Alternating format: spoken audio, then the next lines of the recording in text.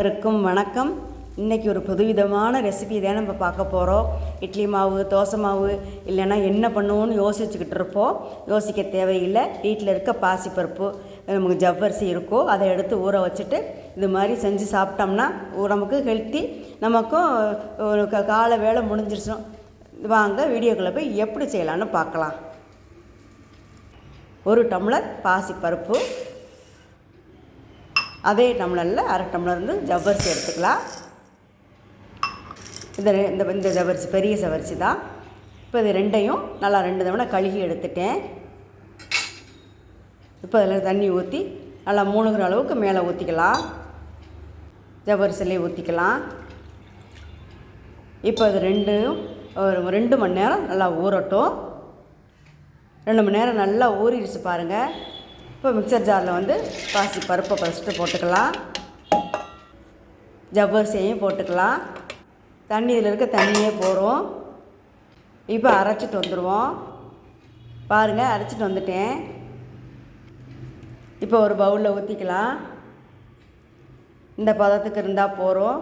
உப்பு போட்டுக்கலாம், தேவையான உப்பு போட்டுக்கலாம். நல்லா கிண்டி விட்டுறலாம். இப்போவே ஊற்றினாலும் நல்லாயிருக்கும். ஊற்றுனீங்கன்னா ஆப்பச்சோடா போட்டு ஊற்றுனீங்கன்னா நல்லாயிருக்கும்.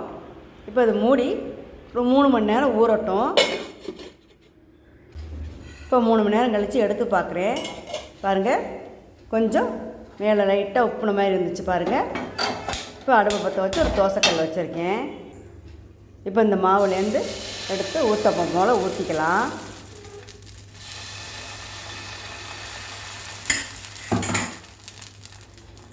அதில் சின்ன வெங்காயம் பொடியாக கட் பண்ணி வச்சுருக்கேன், அதை போட்டுக்கலாம்.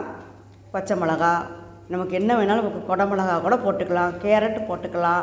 நம்ம வீட்டில் என்ன இருக்குதோ போட்டுக்கலாம். இப்போ தக்காளி சின்ன கட் பண்ணி வச்சுருக்கேன், அதையும் போட்டுக்கலாம்.